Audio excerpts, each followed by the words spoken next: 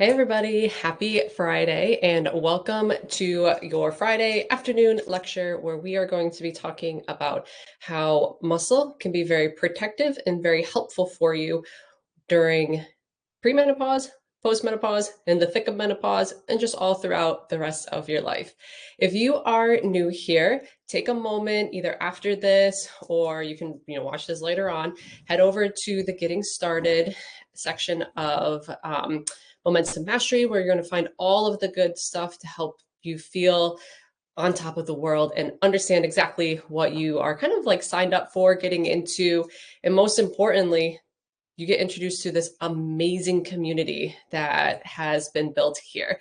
All of these women that are part of this program are all kind of in the same or similar walks of life as you. So it's a great, great community to be in. We are always updating with lots of great new PDFs, new resources, new courses, new challenges, new goals, new lectures, new workouts, everything like that. You can find all of that over on the left-hand side of your screen.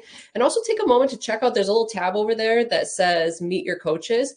So if you click on that, you can kind of see a nice introduction onto all of us wonderful faces that you're seeing all throughout each week and get to know a little bit about our background, kind of the things that we specialize in, the things that we like to do, and just a little bit about us at all. So like I said, today I'm going to be talking to you about how muscle is very protective and kind of your best friend when we are going through menopause. And before we get started, I do want to tell you, no, we're not talking about turning you into a bodybuilder or spending hours in the gym every day or thinking that you need to step on stage with Arnold Schwarzenegger looking like him. What we're talking about is how muscle becomes one of the most powerful tools you have to be able to feel strong, confident, and absolutely vibrant in this chapter of life. Before we jump in, drop a little muscle emoji in the chat if you want to feel stronger, have more energy, keep your metabolism working for you, not against you, because that's one of the big problems without having enough muscle tissue as we get older, because that's exactly kind of what we're going to cover today for you. So what we're going to start off with is kind of really understanding what's happening with our bodies during menopause. Some of this you've probably heard lectured 2,500 times, but for any of you that are new here or are kind of like in this perimenopause kind of time and you're like, what is happening to my body? This is going to be really helpful for you. And even like somebody like myself, I'm 39, going to be 40 here next year. And, a lot of this was stuff like I didn't know any of this stuff when I was younger. Lots of this I didn't even know until I kind of really started working for V-Shred and started doing a lot of, extra learning and stuff like that. So let's kind of take just a quick 2 or 3 minutes to talk about what's really going on. As we know, as estrogen levels start to decline, our metabolism does slow down. Our bone density can start to decrease, and unfortunately, we start losing muscle more quickly. But here's the kicker. After about age 30, women naturally will start to lose a little bit of lean muscle tissue each decade. And unfortunately, once you hit menopause, that number kind of speeds up. So let me give you a real life example here. Maybe you had a friend, or maybe this was even you, who could eat whatever she wanted in her 30s, didn't gain any weight, never thought about strength training. She's like, let's go out for pizza, let's go have drinks, brunch with a whole bunch of croissants, heck yeah. And she was always just like toned, thin, didn't have to worry about anything. And then bam, menopause hits, and suddenly the same foods that she was eating before are starting to really stick in your body a little bit differently. Like you're feeling softer, weaker, or like your metabolism has just taken a nosedive. It's not your imagination. This is truly because of your hormones are shifting. And this is one of the main reasons why building muscle becomes so incredibly important, because it really helps to counteract so many of these changes. We're going to talk a little bit as we go as why kind of muscle is really protective for you, how to build and maintain your muscle. And then we'll kind of, share some real life stories a little bit about how this is important for you. So, if you've spent any time on social media, at all, thankfully, kind of the message that is out there right now is eat your protein, gain lean muscle tissue. Eat your protein, gain lean muscle tissue. This is a very, very, very different message from even when I was growing up and probably when a lot of you were growing up. It was kind of frowned upon for women to have muscle or to be in the gym or to sit down and eat, healthy, big protein meals. I mean, the amount of probably like chicken salads that all of us have ate in our entire life is like astronomical. That really wasn't doing a whole lot for us. Here's why, because muscle protects your metabolism. The more muscle you have, the more calories your body burns at rest. So even just sitting here giving this lecture to you, my body is going to be burning through a lot more energy than somebody with less muscle than me. So here's an example for you. Take two women, same age, same weight. We'll say 50 and they weigh 150 pounds. One has more muscle, the other has more body fat. So say person A is 150 pounds, but they have, 20% body fat. Person B is 150 pounds and they have 40% body fat. The one with the more muscle is going to burn hundreds of more calories per day just by existing. That's it. Nothing else, just walking around doing it ever. They're going to burn through a lot more calories that way. This is how muscle protects your metabolism. A lot of times we think, oh, my metabolism's slowing down, it's slowing down. And really it's just like we're slowing down. We're sitting more, we're more stationary, we're not up and, pushing ourselves in the gym and stuff like that. But if we can fix that, kind of think of flipping that switch in our mind that like, you know what, I'm not going to let this happen to me. I'm going to build some lean muscle tissue because that's going to protect my metabolism. I'm not going to let it slow down and slow me down at all. And again, we're not talking about having to pack on a whole bunch of muscle. So like you're like Xena warrior princess out there. If you want to do that, that is awesome. There are plenty of us coaches out there that will 100% help you get to that point. We are talking about being able to walk up and down the stairs with energy, pick up your grandkids, pick up your kids, be able to, bring the trash in from the curb or carry a bunch of groceries in. This is what we're talking about when we're talking about building muscle. Now, perhaps also one of the most important things alongside of this is that muscle really helps protect your bones. When estrogen drops, our risk of osteoporosis and osteopenia goes way up. Many of you probably are already experiencing this. You're just noticing that maybe you like get a couple more like stress fractures more often, or you've been to the doctors and they're like, you've got osteoporosis in your back or in your knees or something like that. Strength training literally signals your bones to stay strong. Every time you do even just a body weight squat or push up against the wall, it's telling your bones, we need you, so don't go anywhere. Because one of the things to think about as well is your muscles attach to bone. If we strengthen the muscles, we're automatically going to strengthen the bones as well too. And I know what probably many of you, like the thought that probably many of you have in your mind right now is like, well, I'm in my 60s, I'm in my 70s, I'm in my 80s. How much lean muscle tissue can I really add? And the answer is a lot, quite a bit. And then we're going to teach you how as we go along through this. Point number 3. So we talked about muscle protects your metabolism and muscle protects your bones. Point number 3 that we're going to make is muscle helps with balance and prevents falls. I don't know about you, but I lost both of my grandmothers from falls. They fell, they broke their hip, they ended up in the hospital, and they just never came home. I can't help but think if they just would have focused a little bit more on balance, gaining lean muscle tissue and mobility, how much better their life could have been and how much longer their life could have been. A strong core and having strong legs means better balance. If you've ever tripped over a dog, which you just heard mine jump or bark a little bit, or your grandkids' toys, or you kind of miss that step when you're coming down the stairs or anything like that, having adequate lean muscle tissue means that you do have the strength that can make the difference between a stumble and a serious injury. Again, muscle is extremely protective for you.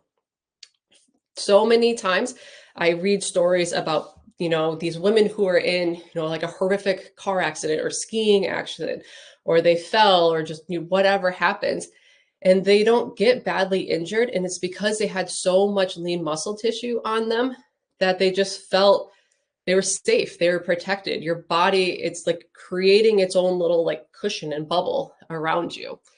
And again, like we said, having strong legs and a strong core means you have better balance. I know that we do a lot of our follow along workouts throughout the week here, focusing a lot on core, balance, full range of motion, and mobility.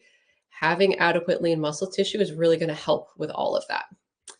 And point number 4 that I would like to make is kind of like a really cool one. And I don't think that this gets talked about enough. It is starting to kind of make its way around, especially with the rise of kind of, like the Ozempic and the semaglutide and, things, other GLP-1s.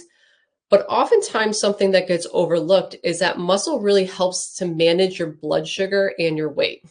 So muscle, kind of think of it that your muscle acts like a sponge for sugar in your blood. When you eat carbs, the muscle is going to soak up that glucose and then store it for energy. Less sugar in your blood means better energy levels and less fat storage. People who have more lean muscle tissue are not going to see kind of those rapid sort of like spikes and drops in their glucose levels because of exactly what I said. Your muscles are taking that glucose and using it for energy. It's not just chilling in your body anywhere. Any of you that maybe had suffered with being, pre-diabetic or diabetic at all, one of the things that that doctors do say, or should be saying at least too, is, start exercising a little bit more. Muscle is incredibly efficient at managing your blood sugar. So I went through those 4 things. Muscle protects your metabolism, protects your bones, helps with balance and prevents falls, and helps with blood sugar and weight. So the kind of like the too long don't read or bottom line of all of this, the more muscle you have, the better health, better energy, and better aging that you have. And I know I go back to this over and over again, but we're not talking about having to gain 30 pounds of lean muscle tissue. Again, if that's what you want to do and you strive to look like that, by all means, we can help get you there and you'll feel phenomenal.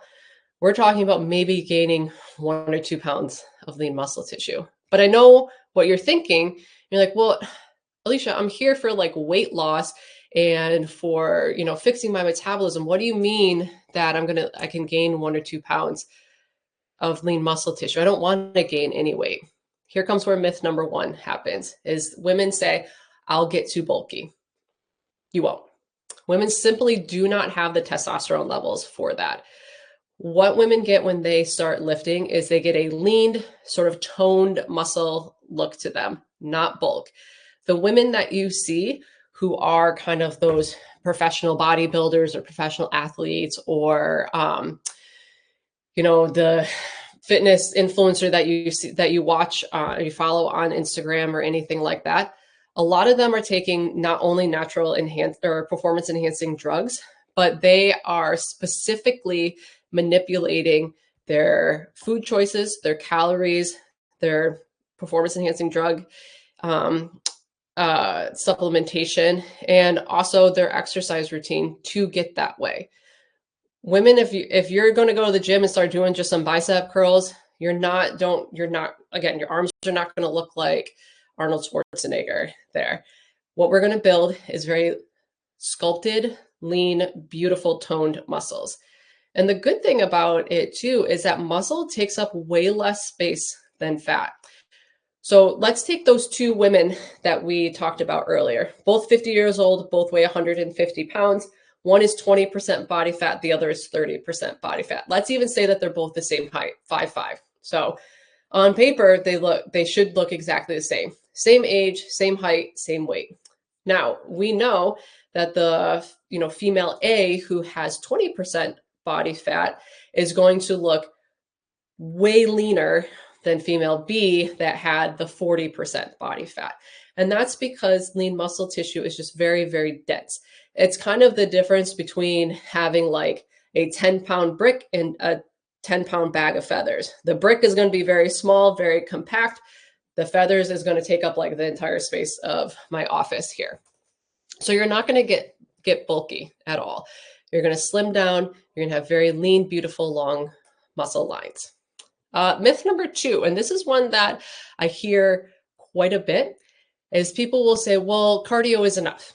I'm sorry to break it to you, but it's not.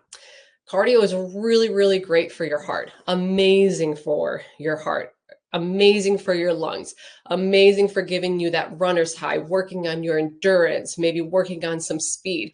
But unfortunately, it really does not do a whole lot for you in terms of building muscle. Now, yes, your legs can get stronger, your core can get a little bit stronger, and that's purely just from, holding yourself up, we'll say, during cardio. But strength training is really what's going to happen to change the shape of your body and boost your metabolism. And here's like another little kicker too. The outcome that you get from spending 60 minutes on like the elliptical or the treadmill, you can have far better results and far quicker results and results that are going to last longer by just doing 30 minutes of strength training. So it's like 60 minutes gunning it out on the treadmill, or 30 minutes do, a strength training circuit that your coach gives, or one of the awesome videos that are here, half the amount of time for twice the amount of results there. Now, none of us will ever say to stop doing cardio or anything like that. Again, cardio is great for your heart. You gotta work your heart too. It's a muscle as well too. But if you're somebody that's been kind of caught in sort of the cardio bunny, as they call it, phase, where it's like you're just, you're up to 2 hours a day of just cardio, and you're like, I can't add any more steps. I can't spend more time on the treadmill. I can't, I physically cannot add any more to that. Let's cut that in half and replace it with some strength training and see what happens to your body. I promise you, you're going to be absolutely amazed. And the last myth is kind of one that I alluded to in the very beginning, is that it's too late for me. That's absolutely not true. There are numerous studies, and I would be happy to link them in the comments below if you want to read them, that show that women in their 60s, 70s, and even 80s can build muscle and improve strength with the right training. It's never, ever too late. Think about, another point that I would like to make on with this too is think about what you do in your everyday life. Everything that you do kind of has a strength training purpose behind it. When you get up off of your chair, you sit down for dinner and you get back up off of your chair. That's a body weight squat right there. You get in and out of your car. That's kind of a body weight squat as well. Walking up the stairs, that's a single leg exercise. Picking the laundry up off of the floor, there's your deadlift. Reaching to put the plates away or something like that, there's your shoulder overhead press right there. It's so incredibly functional in everything that you do. So being able to go through and train some of those motions, getting full range of motion, adding a little bit of strength training to it, is going to make all of those things so much easier.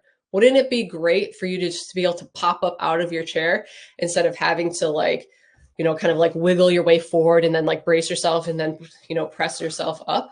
And all of that can happen with just increasing some lean muscle tissue on you.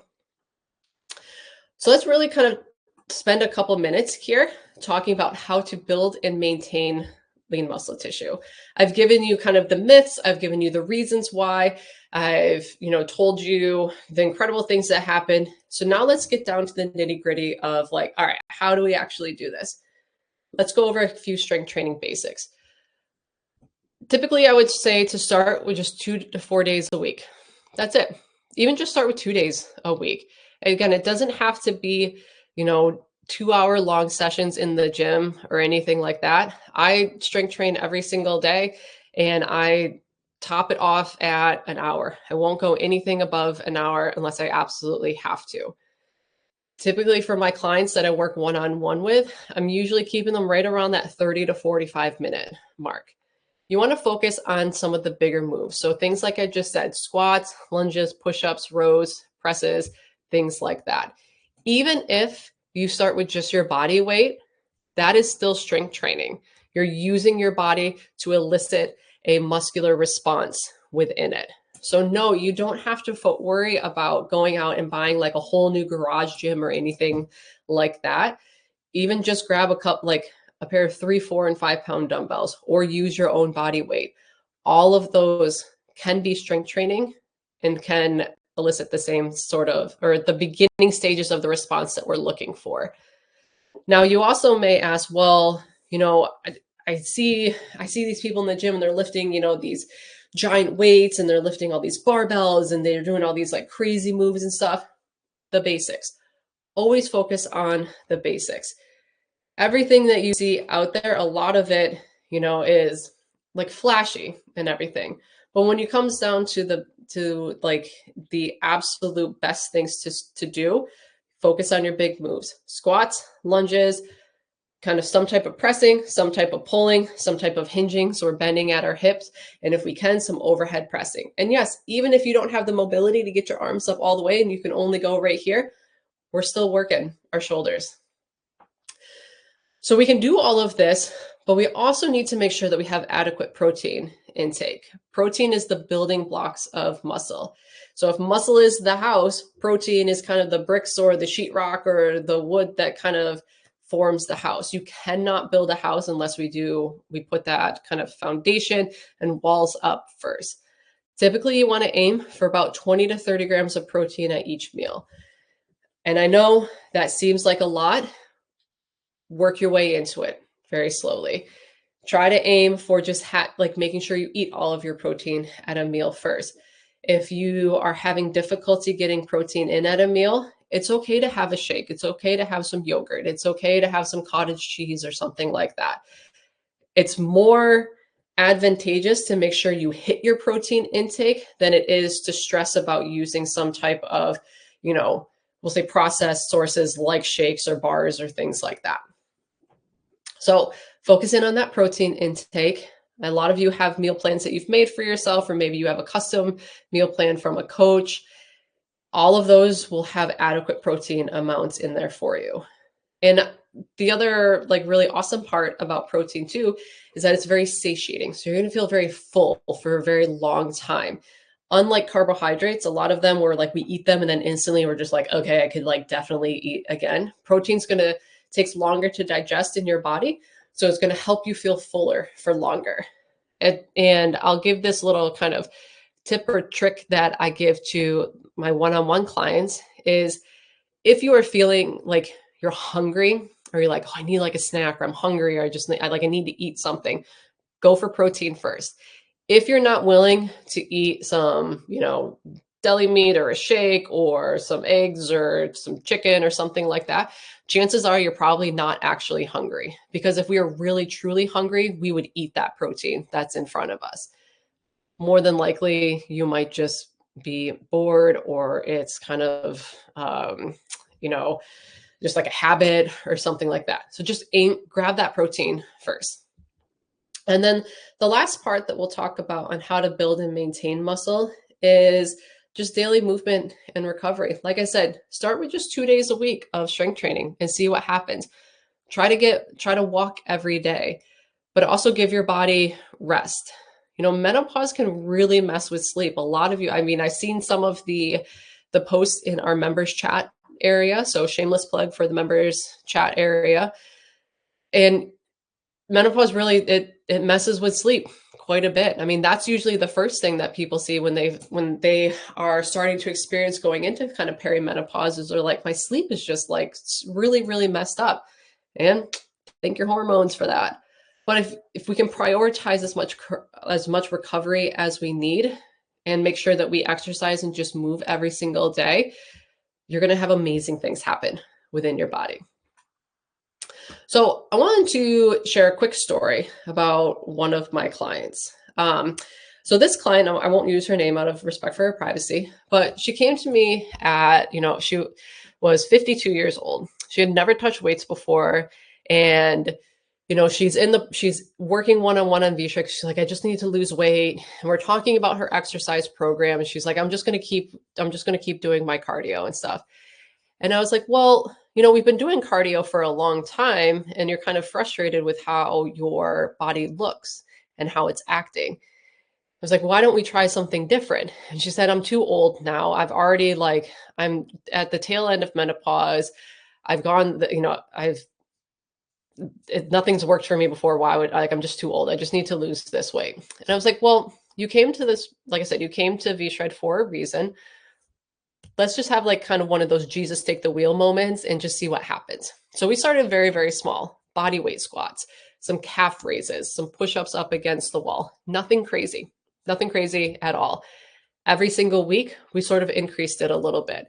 And let me tell you about two things in particular that happened. Number one, her energy went through the roof. By increasing kind of the lean muscle tissue in your body, it will increase your energy as well because you're feeding your body movement that it craves. And the other thing is that within 6 months, she didn't look different. She felt different. She could carry her groceries. She could pick up her grandkids.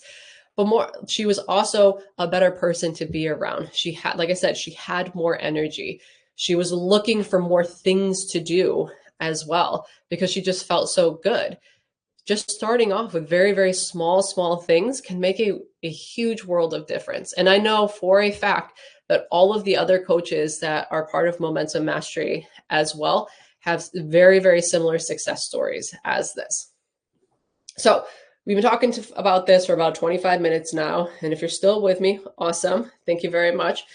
So let's do a couple actionable takeaways. So if you got a pen and paper and you want to write this down, write it down. Again, you can recap all of this whenever you like.